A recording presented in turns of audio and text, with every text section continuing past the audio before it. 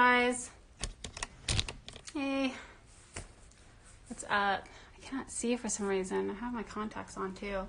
So today we have Morgan Berry coming on. She is a voice actress to kind of, go on our theme of female, females. She's a voice actress. She does voices for a lot of anime shows. She's done voices for Dragon Ball Super. She's done waiting for her to hop on. Oh, she just hopped on. She's done voices for what else? My Hero Academia. Hi. All right, I'm gonna pull you in right now. Okay. Let me see. Okay, that's not it. So, okay. Hi. Hey. All right, guys. This is Morgan Berry. So it's really, thank you so much. I appreciate you coming on. I was really I saw, that you didn't like getting direct messages. I'm like, okay, I'm just going to leave in the comments to see what happens. I really appreciate it. Thank you for having me. So how long have you, tell us a little bit about yourself. Where are you from? What got you started?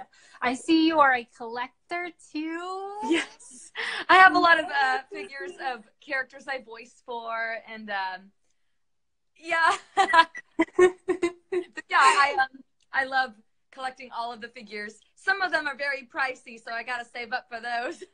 Yeah. Oh my gosh. Yeah. I collect so much. It's not a bad habit, but it's an expensive one. Yeah. For sure. So I've been acting for about 15 years, mainly on stage, a bit of on camera, music videos and stuff like that. And with voiceover, I just kind of stumbled into it. Todd Haberkorn was having a convention, and I wanted to meet him because, I've been a fan of him for years. I've always loved anime ever since I was a kid. So I saw that he was having a convention, and at this convention, he was holding a voiceover competition. And the prize, if you won this competition, was an audition at Funimation. So I was like, well, maybe this is my calling. I don't know. But, I prayed about it. I was like, all right, you know what? I'm going to do this. And hey, if I win, then I'll know this is my calling. If not, whatever, it's fine. And I won. And then I got my first audition at Funimation, and I started recording in a lot of anime after that. They just kept calling me back, and so I'm glad it all worked out. Oh, that is so awesome. So how long ago was this? Ooh, I did the competition November 30th, 2013. And I didn't have my audition till way later in 2014. It took a bit because I know they were working on a lot of stuff. And then I finally got that audition and started getting work in June, I think, of 2014. And then I got my first lead role just a few months later. And so that was pretty neat. So I've been doing this for about 4, almost 5 years. So when you do, with the voiceovers and whatnot, are they a lot of the ones that you were casted for? Were you familiar with the anime? I know you did shows and you've done movies, right? Yes. A lot of the times I like to look up the shows and watch a little bit of them if there's any episodes available before I audition for the show, so I could get a feel for it. And that's what I did with The Rising of the Shield Hero. I got an audition for that, and I decided, you know what, I'm going to check the show out. And actually, it's a really good show. And then I booked the role, and so that was really cool. But nowadays, I don't have too much time to watch the anime. This is my child. This is my little spawn. I wanted to say hi. Hi. Nice to meet you.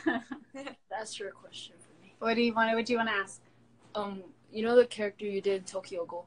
Yes. You did him as a young age, right? Yes. Yeah. You should do his voice or something. Do you get that a lot? Yeah, I do. I love voicing for young boys just because, I don't know, it's just really fun because usually male characters are written so well, and they I don't know, because I think it's more fun to voice for a young boy just because I'm not a young boy. I am a woman, and I'm not a child anymore, but like that, I think that's what makes it so fun. But like, I guess I can't really remember any of the lines I had as Nishiki, but because it was only like for like a brief moment when his yeah, it flashback, was. right? Yeah. Yeah. But it's funny because I actually voiced for two characters in Tokyo Ghoul. Really?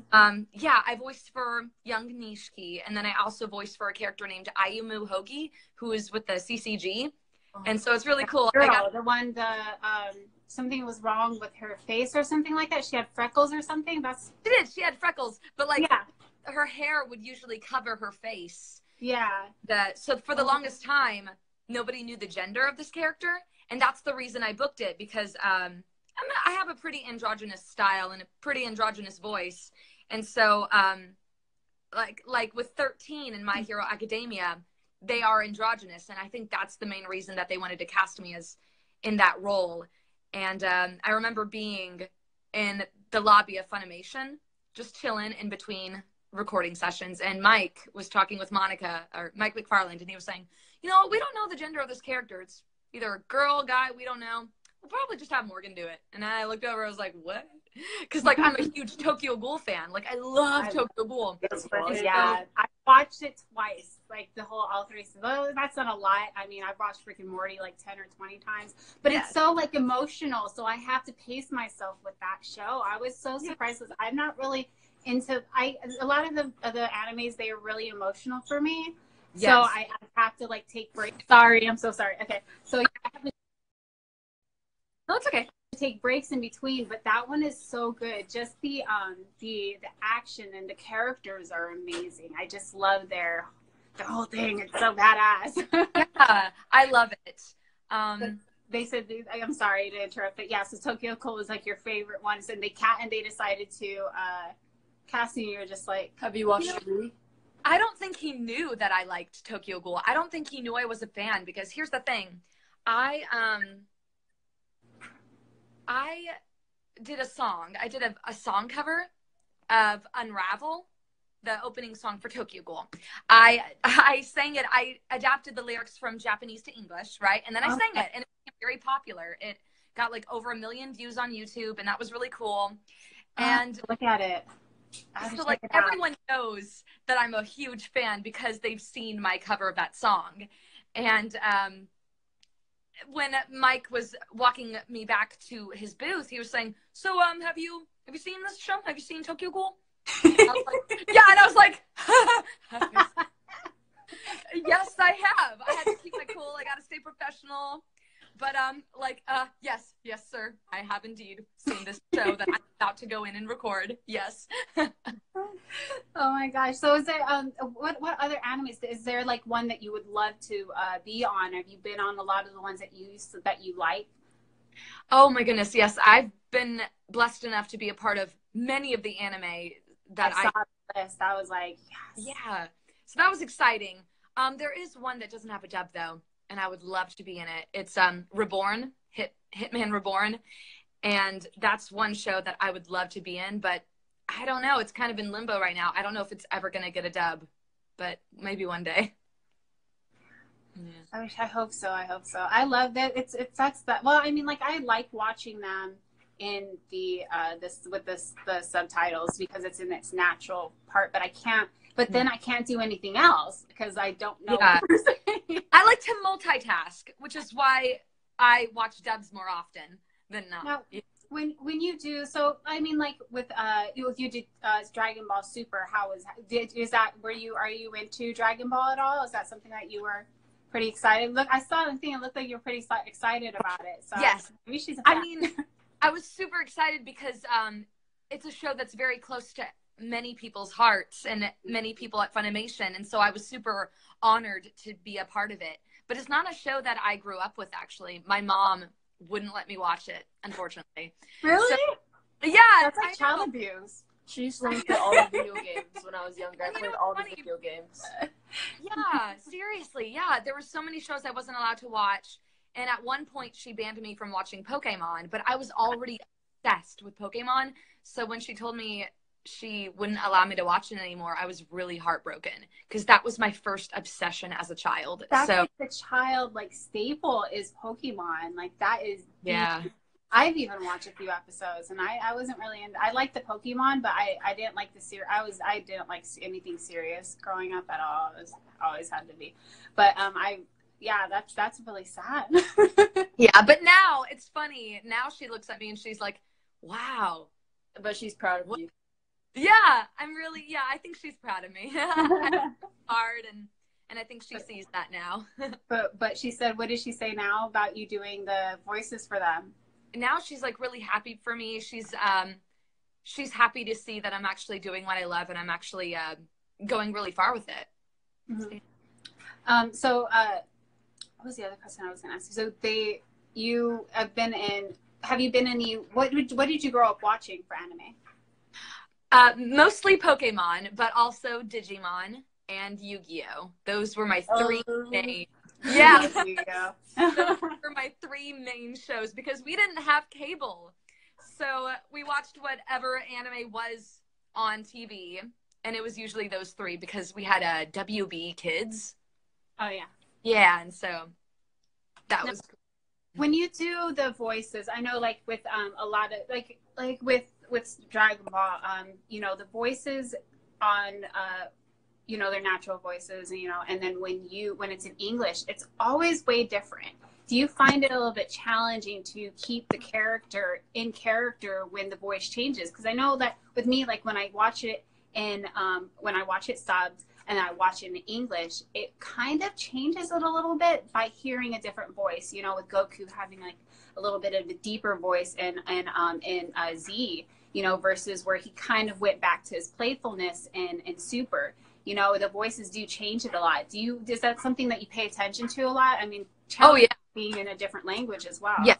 As a fan, I do pay very close attention to the voices, and I try not to compare them though, because I watch both subs and dubs. And I find that when you compare the Japanese to English, it's kind of unfair because our voices are so different and the language is so different. And so I try not to, when I do watch both, I try not to compare the voices because I find that when I do start with the dub, I end up preferring it. But when I start with the Japanese, that's when I end up comparing the voices and start thinking, I don't know if that was a good choice. But usually more often than not, I prefer the dub when I start with the dub. But so I mean, like with the, you can still keep the character with the voice, but you would have to like consciously, know what your character, like the in depth of who your character is and whatnot when you do the voice. Well, we do get vocal references with every single line. We preview it in Japanese, that scene, and then we record those lines. So, yes, we do. So it's pretty fresh in your mind when you do. Yes. Yeah. Oh, wow. So it's like you hear it and then you go ahead and do it. Yeah, and that's because we want it to be as genuine as possible. And sometimes you might hear a dub and you think, ooh, no, that voice sounds nothing like the Japanese. Sometimes it ends up being better. And other times it's like, ooh, no, they should have gone with something similar to the Japanese. But I mean, a lot of the times people blame that on the actors.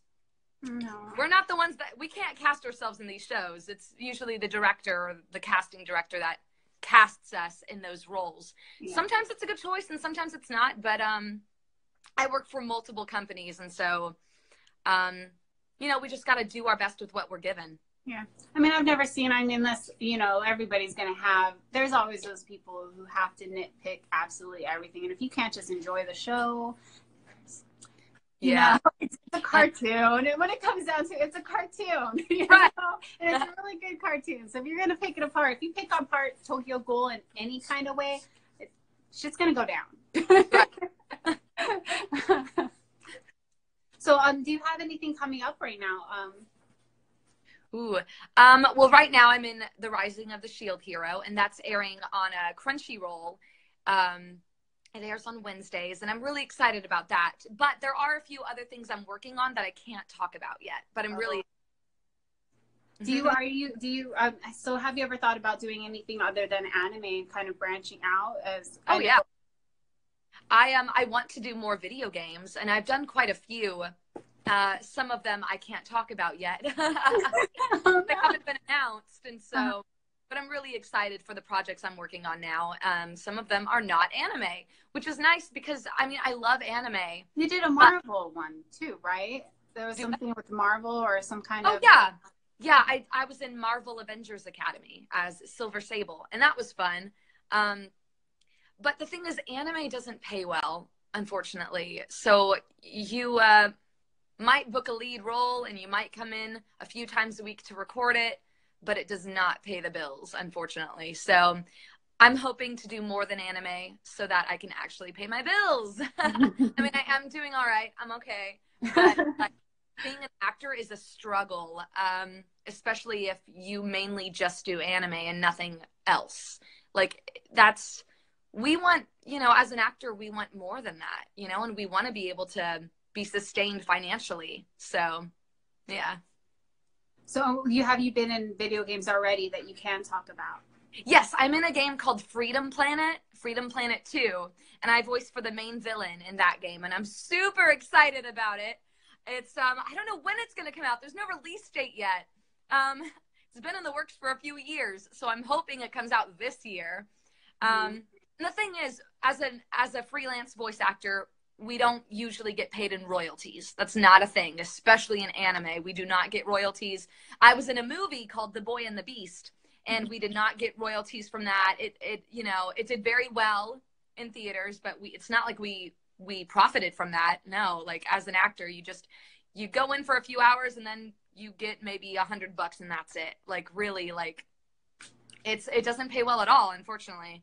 But I mean, we don't do it for the money. Obviously, we do it for the love of acting and the love of anime.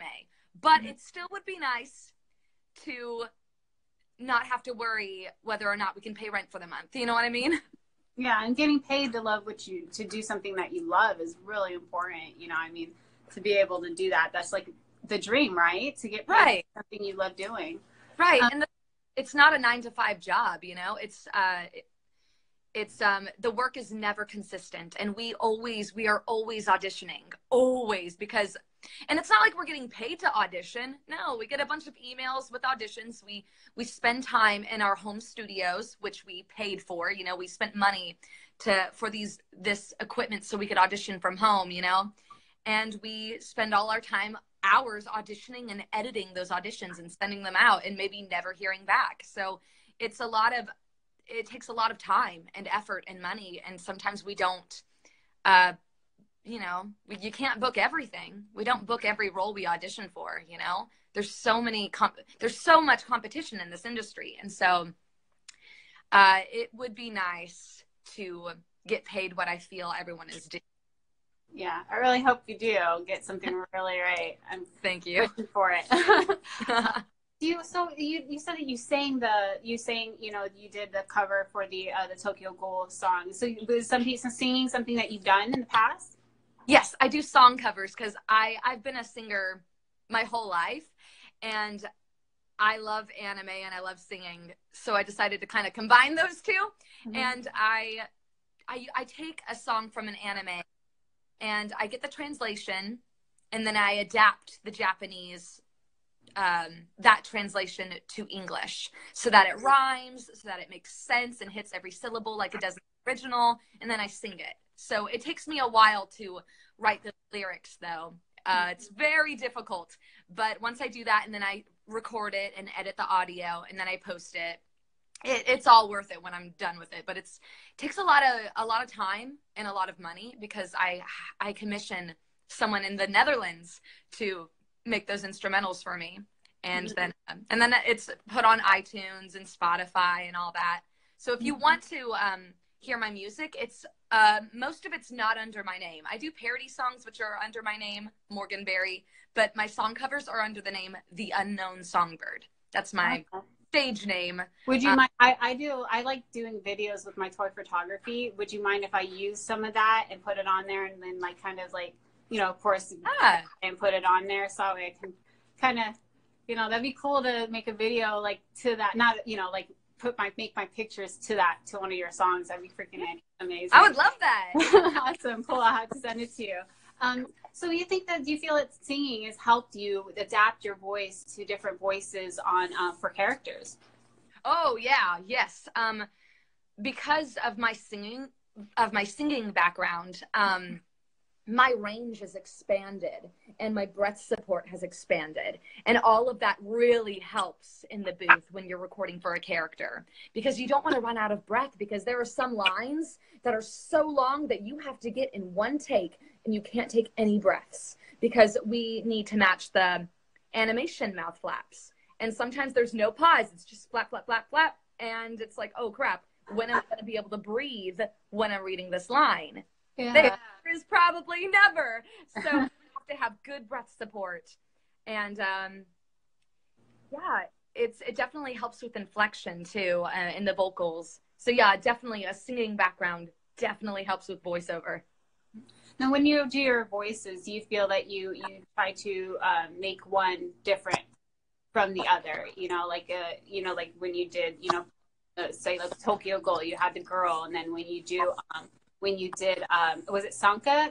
Sanka, that's the one, the character from Super. You kind of do you try to make them different, or do you find that you kind of keep them, you don't really have to, since they're different animes? Well, with Sankaku and Kakunsa, those two, they're the same character, but they have a different feel, because when Sankaku transforms into her magical girl form, she's kind of like a wild beast, sort of, Mm-hmm. And that needed a change in vocals. So the director told me, we want this for this character and this sound for this character. And I just got to do it. I got to come up with something. And for that character, I auditioned for her.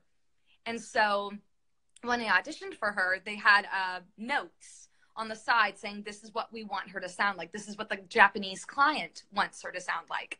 And I was like, okay. And I came up with a little something, and then I sent it in, and they liked it. And that's how I booked it. But yeah, like with Sankaku, she's a little more proper. And she's got a cute little outfit. And then Kakunsa is very raspy. And, she gets things done. And it's all over the place, And so, yeah. But most of the time when we get in the booth, we use our natural speaking voice. That's more often than not, we just sound like ourselves, really.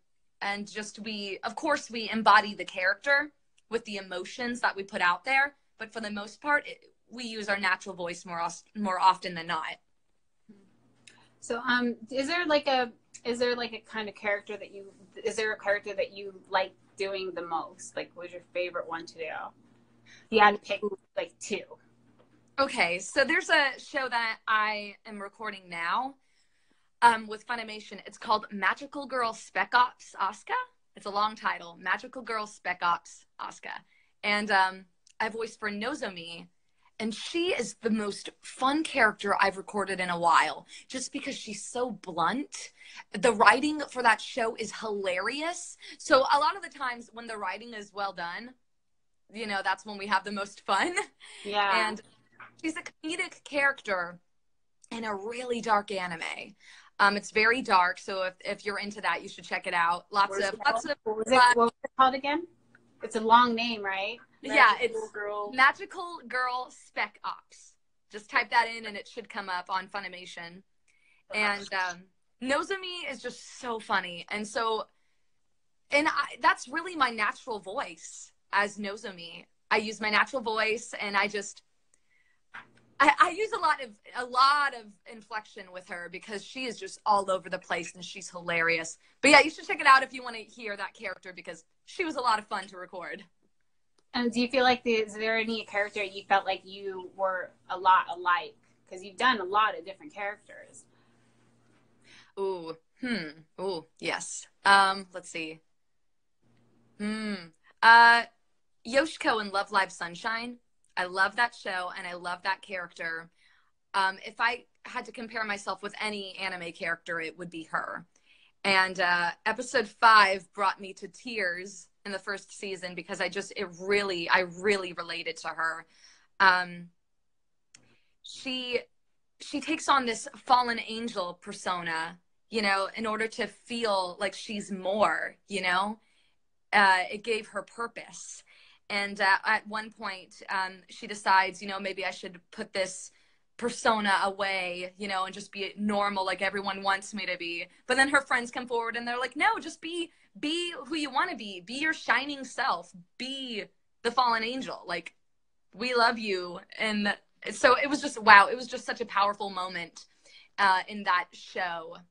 And so I feel like I really relate to Yoshiko, and I have a lot of her figures for a reason, just because I adore her and I really relate to her and her fallen angel persona.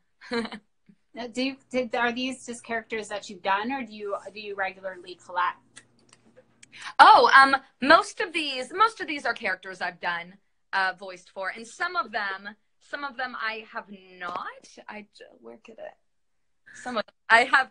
Let's see. I have a Voltron pop figure somewhere over here that I can't quite reach. And I'm not in Voltron. I'm not in that show. But I love it so much that I saw the pop figure and I was like, oh my gosh, I have to get this and I have to display it on my shelf. I have pops. Another. I collect figures and I collect pops, and I have a lot of pops. Like, it's ridiculous how many pops I have. No healthy person should have the amount of pops that I do. Nice. You could you could turn that into like a wall, like cover the entire wall with pops. Like that'd be so rad. You know? Yeah, I gotta do something with them because they're taking over my room, and so I'll figure it out. What was your first pop? Do you have it? Oh, my first pop. Mm-hmm. Oh, let's see. I got cast in a death battle video on YouTube, and I got cast as the Yellow Ranger. Oh, that's awesome. So I decided to get the Yellow Ranger pop, just because that's the first pop figure of a character that I voiced for, and so that was cool. Now, before this, you said you weren't doing voice before this. So you were acting. Is that correct? Yes. I mean, and voice acting is acting. It's just a different form of it. Oh, yes, of course. I've been on stage for years. It started in middle school and then high school. And then even after, I was a part of a performing arts program. And so we did a lot of shows, acting, singing, dancing. And so I've done it all. And I just love performing. It's just, it's rejuvenating, I guess. It really just, I don't know, it's what I love to do, and I can't picture myself doing anything else. So that's just what I've been doing. And with any art, I feel like it's challenging because it's something that, you know, it's literally, I mean, acting is what you're putting out there, you know, you're literally, that's your art, is how you're acting, how you're turning this character and making them alive, you know, this idea of the character and actually putting them as a person, you know, you're bringing this character to life. That is an art, you know, so it's like being able, and then wanting to do that for a living. I mean, it's got, you know, any kind of, you know, just painting or anything, it's got to be, you know, what do you find is the most challenging of doing this? And then the transition of changing, you know, going from, you know, physically acting to voice acting. Well, do you feel it was pretty challenging for you, you know, wanting to pursue this?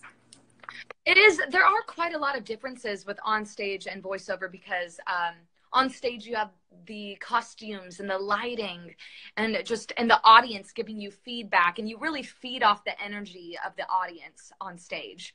But in the booth, it's just you in the recording booth, and then you've got the director and the sound engineer, and that's it. There's not much to work with other than the previews of the scenes that you're going to be recording. In anime, that is. You get to view the scene and then you record it, and then you just work off the other actors that have already recorded their lines. But sometimes you go into the booth, like as a lead, you're the first person to record. So you don't hear any of the other actors' reads within the scene. And so it's just you working off of the visuals, and that's it. Mm-hmm. So sometimes you really do, as a lead, take the lead of the whole show then. It's true, yeah.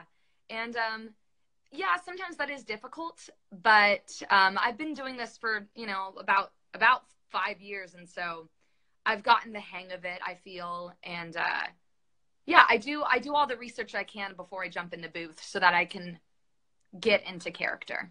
And when you watch, do you watch it after when your voice is up there? How is that for you? Is it a little weird listening to your own voice coming out of this other character?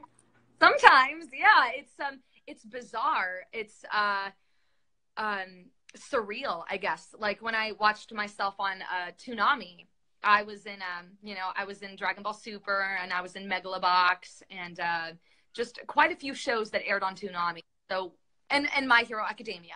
So when those aired and I would watch it, it would be a very like, wow, that's me kind of moment, you know? It was like you watching these shows like Tokyo Ghoul, it's a show that you already watch, and doing it. Like when I watch a show, I get emotionally involved in the show. Is there every time you kind of forget that it's your voice? Mm-hmm. Yeah. I love the shows I'm in, most of them, and I'm just like, I get really attached to characters, and I try not to get too attached to characters, especially if it's a show that I'm not in, I guess, because, then I have that longing to be in it. and that's not always possible, you can't do every single show, even if you love it, that's just not the way the industry works. And so I try not to get too attached to shows nowadays and characters, but when I do, oh boy, like, man, it's an obsession. That's awesome. All right, well, I want to thank you so much for coming on. Oh, I pinned a question actually from Scissor 1996 said, "Are you going to be casted on Fruits Basket?" I cannot say. Oh, okay. Let me see. I don't know if I have any other questions on here. All right. No. Cool. All right. Yes. To be a VA. Okay, it must be cool to be a VA. Do you really like doing? Do you prefer it maybe a little bit, or? I actually really do. I love acting, and so I love voice acting. And the great thing about voice acting is you memorize the script. The script is right there in front of your face. So that's my favorite part about it.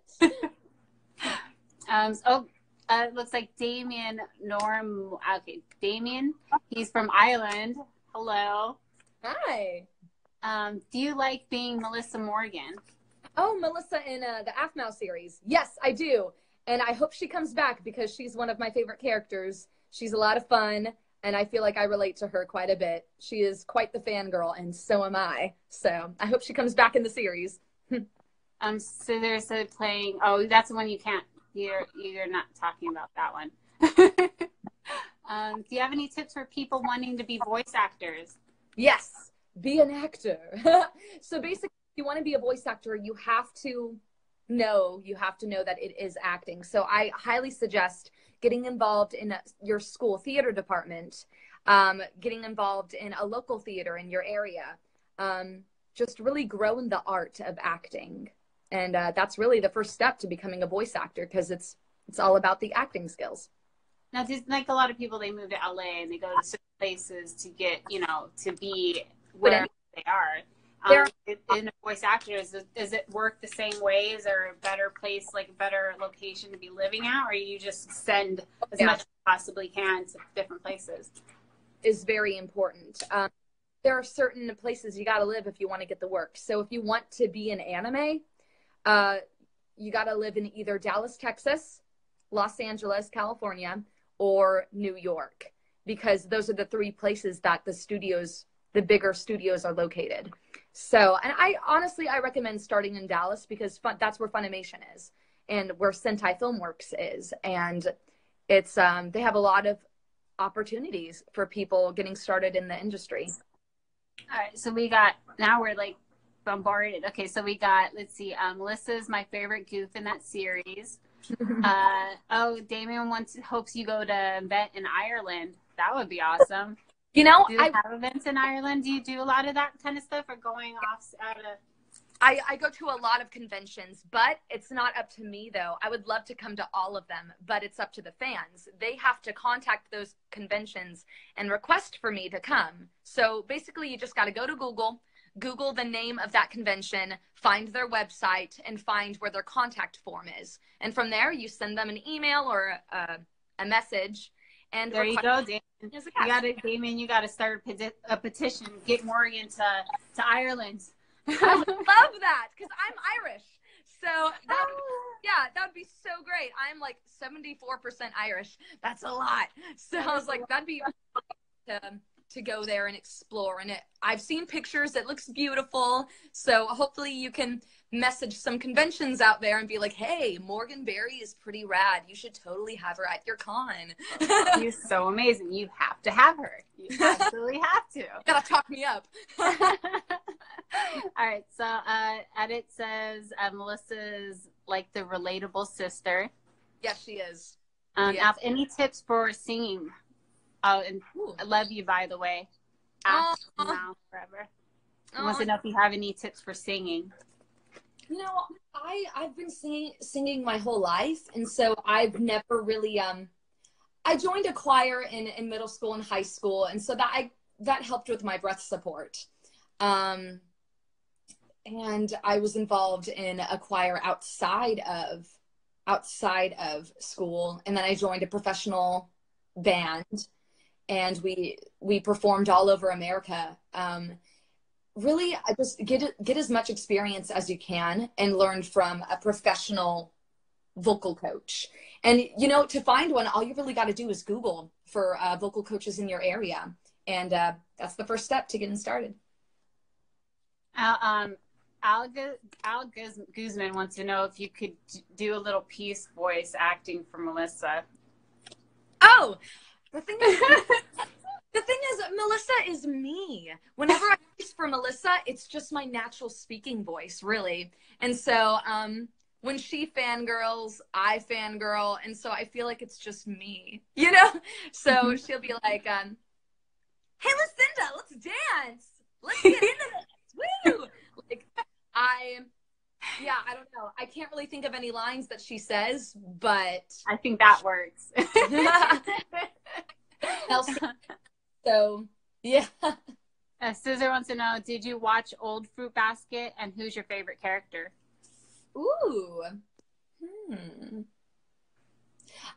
You know what? I grew up watching the show and, of course, reading the manga, and it's a great series. Gosh, I don't think I can pick my favorite character. Oh, I love her. Oh gosh, I can't choose. Don't make me choose. It's a great series though, and I'm really glad that it's being revamped right now. That's super cool. What was it like when you were voicing Enfi for Overlord? Oh, when I was voicing for Inferior, yeah. Overlord is such a cool show, so I was really excited to be a part of it. And the opening song for Overlord is so cool. It's so cool. Like, it just gets you so hyped. Like, wow. Every time I hear that song, I'm like, oh, yes, Overlord is such a good show. It just reminds me how good it is, you know? Mm-hmm. Everything about that show is amazing. All right. So I guess, so Damien said that he mentioned your name to many events. Fingers crossed. Yay! Fingers crossed. I've requested you at a convention and asked all the friends to do it, but they never reached out to you. So you have to go hard. You have to really yep. to make sure they know that you want her there. Aurora says hi. Yeah. We're preparing to do your first bad demo reel. All right, I'm going to see you at the mall in a little bit, okay? Demo reel. What's the main thing you need to focus on when putting it together? Your first voice. Yeah, I actually have a lot to say about that. A lot. But I feel like it would be easier to point you to my website because I made a page on my website with a lot of information concerning people with a dream to start voiceover. So just go to my website, themorganberry.com, go to voice acting, and then scroll all of that page and then click the heart. And that heart is a little button that'll send you to a page called Intro to Voice Acting. And that that has a lot of helpful resources and information that I've gathered together for you guys who want to pursue this. All right. So who else? Do you ship Melcinda? Yes, I do. I ship Melcinda. I do. I think they're super cute together, and I think that I really hope Melissa comes back so that they can be together. Are you going to see Afamu Jess again? Afmau. Oh, am I going to meet Jess again? I met her once at PAX, like a few years ago, and she's super sweet. She's very nice. I haven't seen her since though, like because we live in 2 different states, you know? So, I mean, yeah, I would love to see her again if we can like meet up at a con or something. That'd be great. Did Afamu reach out to you or did you reach out?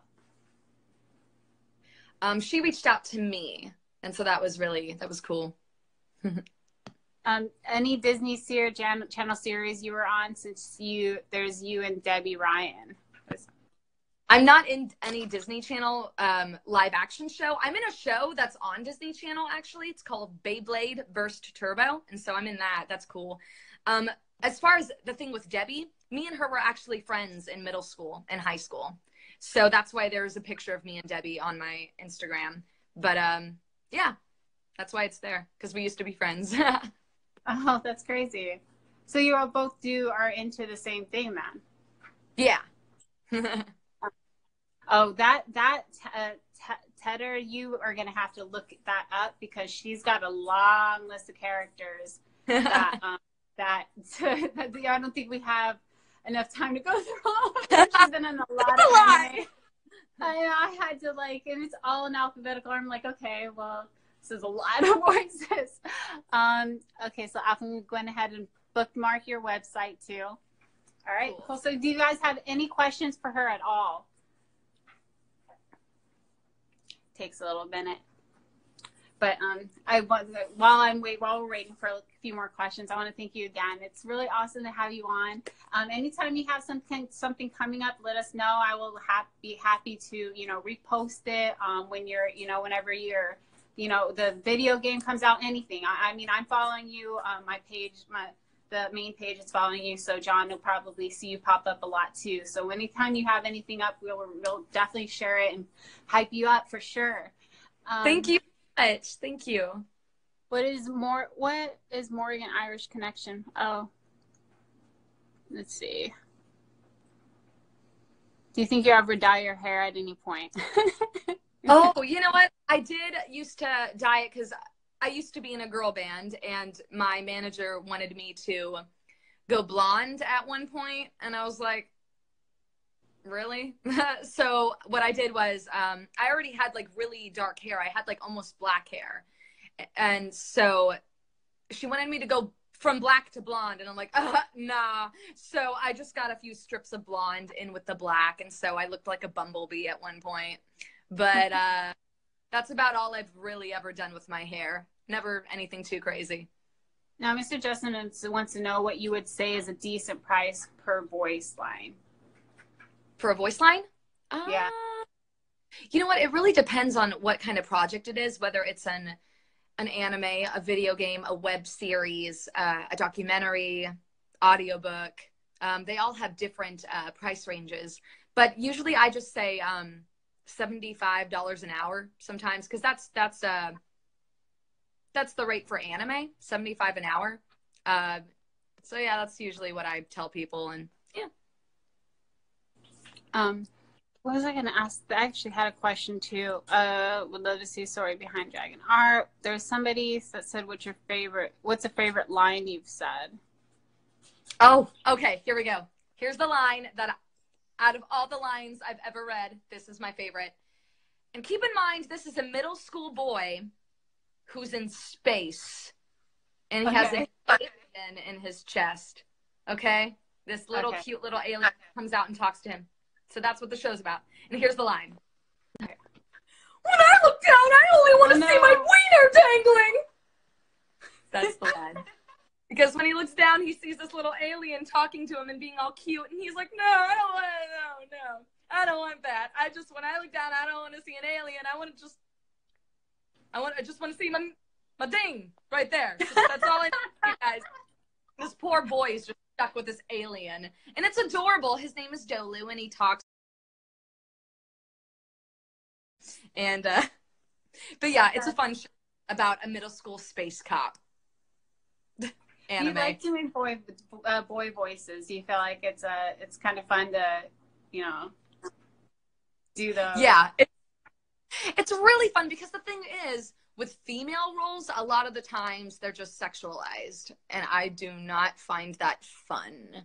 So yeah, so I prefer the young boy roles because they are just they're not sexualized or anything. They're just fun characters to voice for, and so.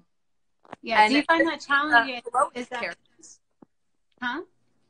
They're usually the heroic characters, you know, and those are a lot of fun. Now I've been doing this because the theme for my lives lately has been, you know, focusing on women. We have a lot of women photographers and just women. But there's not a lot of us, you know, in this. Do you find it a little, you know, and with Captain Marvel coming up, I kind of wanted to, you know, have like women, you know, interview women and just show that we're here, you know. Do you find it challenging at all as being a female, you know, in this and doing voice acting? Like you said, like you get a lot of work that, you know, is, you know, they're over sexualized, you know, do you find that kind of, you know, something that you come across a lot? Oh yeah. Yeah, there's a lot of it. Especially in anime.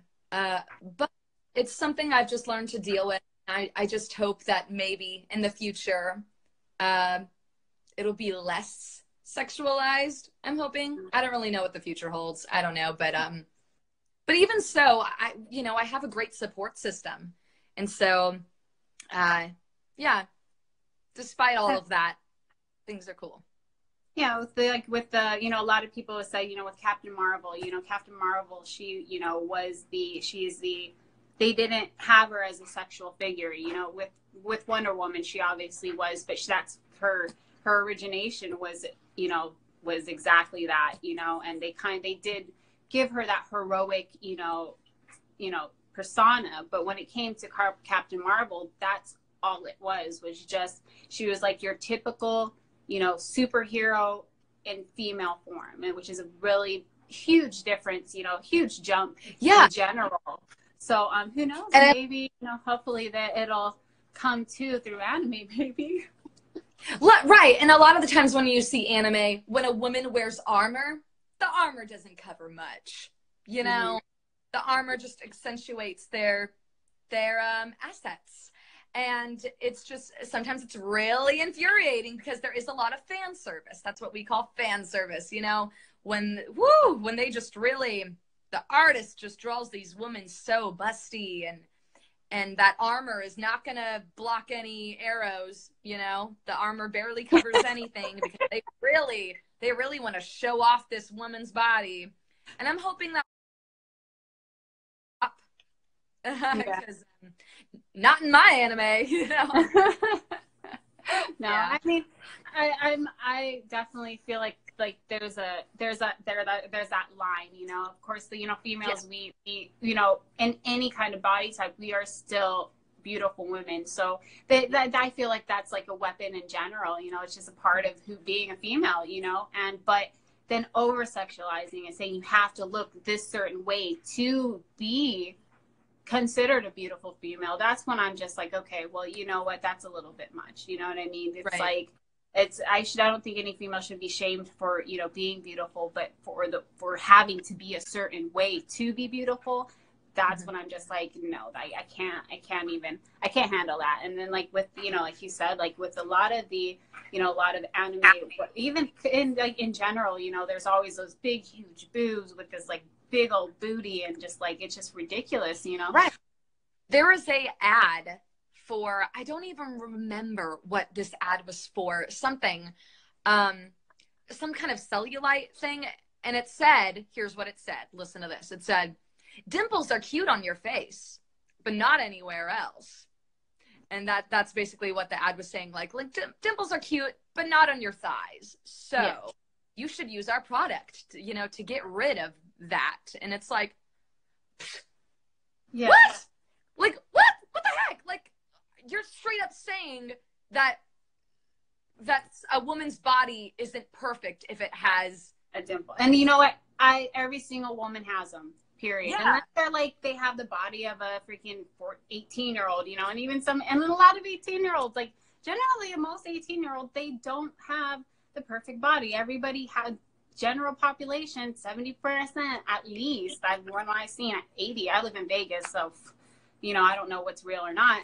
But I mean we have those dimples and we're not going to get rid of them and it's not going to change. So to say something that we naturally have isn't pretty. Yeah. Saying that we have to change in order to be pretty is awful. And so, no, like honestly, you know, the reason why I wear makeup is because I like it and it's fun and I have my own view of how I want to look. I'm not going to base what I want to look like on someone else's opinion, you know? I like makeup. I feel like being a girl, like I like to put on makeup. It's fun. It's like dressing up, you know. It's not we have to look that way. Exactly. Yeah. It's exactly. I not don't. that. No. I put on makeup when I'm at home. I don't sometimes because I'm lazy. But like I like my perfume. I put on way too much perfume, but because I want to smell. But I want to smell myself. Like I don't care if anybody else smells me. But if I don't have enough perfume on and I can't smell myself, I'm mad because I want to smell my perfume. Yeah. Or like when I look at the mirror, I want to see like I want to. It's for us. It's for us. Mm-hmm. Yeah. So, all for us because, you know, we got to know our worth, like for ourselves, you know? It's a part of taking care of ourselves too, you know? I feel like it's just. What's your cutest and cuddliest character? That's a good question. Ooh. In a show called Show by Rock, and it was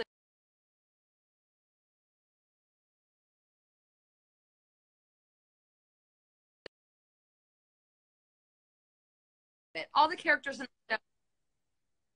You off. So you said you did a show named who? Jacqueline. And that was a fun show. I got to sing,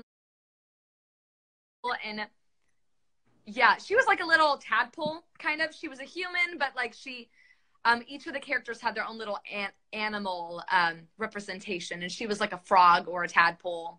And so she had this cute little tadpole tail, and it was just adorable, and she was just so cute. You should just watch it. It's great. What is it called again? Show by Rock. Show by Rock. Favorite Akuma no riddle character? Ooh! Oh, I'm glad you mentioned that because that was my first lead role. That was my first big anime series, and I voiced for Tokaku.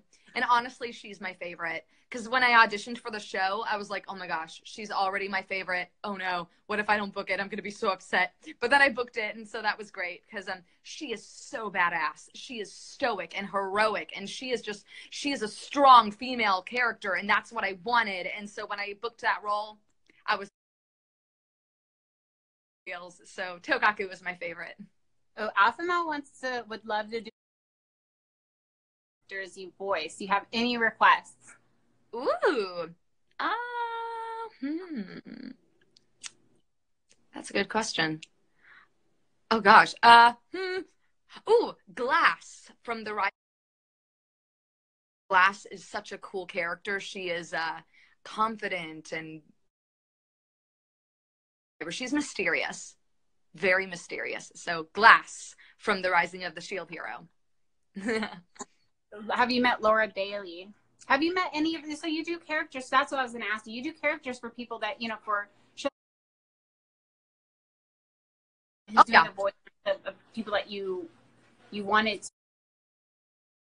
Yeah. The characters you loved. Yes, I've got the chance to meet a lot of voice actors who I've looked up to for years. And so it's a really cool feeling, and I'm friends with a lot of them, so that's cool. Oh, that's real. That must be really awesome too. Yes, it really is, because I'm a huge Voltron fan, and when I met Josh Keaton, I was like, oh my gosh. It's fan. It's a really special moment when you get to meet these people that you look up to, and these characters that you adore. You know, it's great. It wasn't like working with Jess when you're voicing Melissa. I didn't get to work with her in person for any for whatever I recorded for her. I record all of it from my home studio and then I send it in, and that's it. I got to meet her and hang out with her just once when we were at a convention together.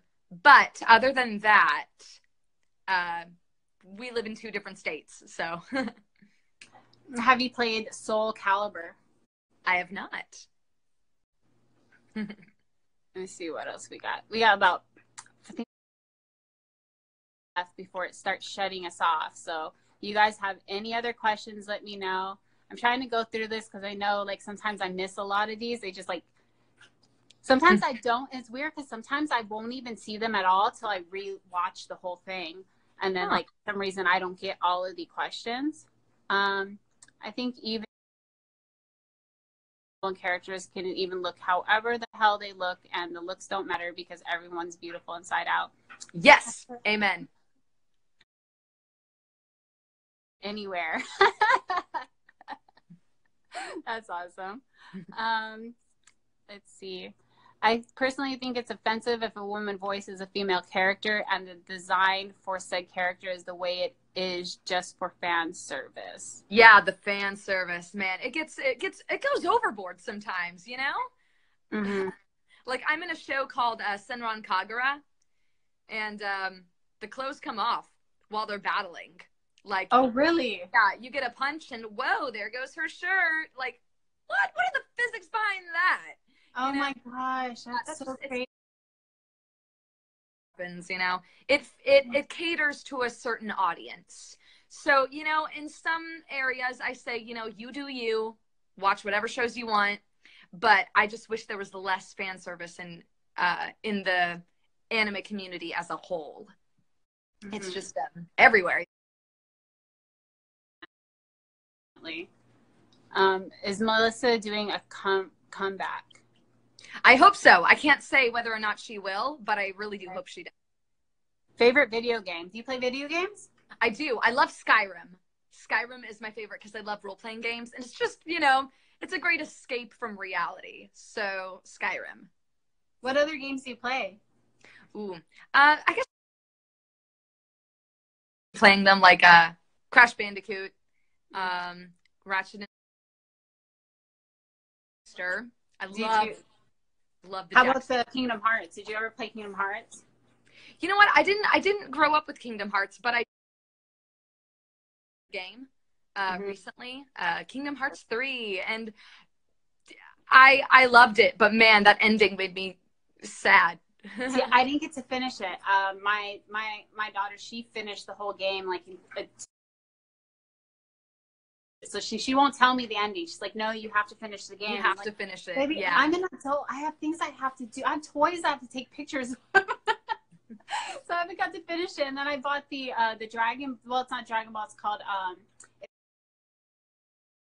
game, which I haven't even got to play yet.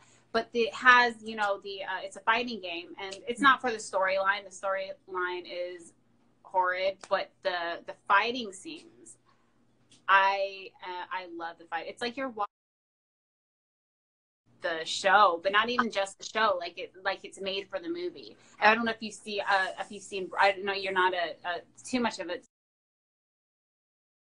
Came out and for theaters, and it was made for theaters, and it looked amazing. So I felt like it had that like theatrical, like booming, like you know, fight scenes, which was awesome. Great. Nice. Anime Deadly Sins. I am in Seven Deadly Sins. Yeah, just a small role. I play a very small role in it, but I'm in it. And yes, I've watched it. I love it. It's a great show. I saw someone earlier in the comments said that they love Voltron Heroes. And thank you. I'm really glad that you like that song.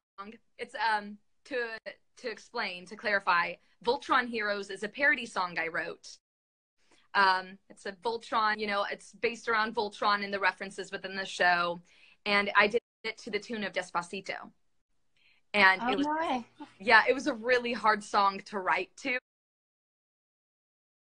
I love Voltron, and it was just a really fun song to write, even though it was really difficult to write. I have to look this up. I'm gonna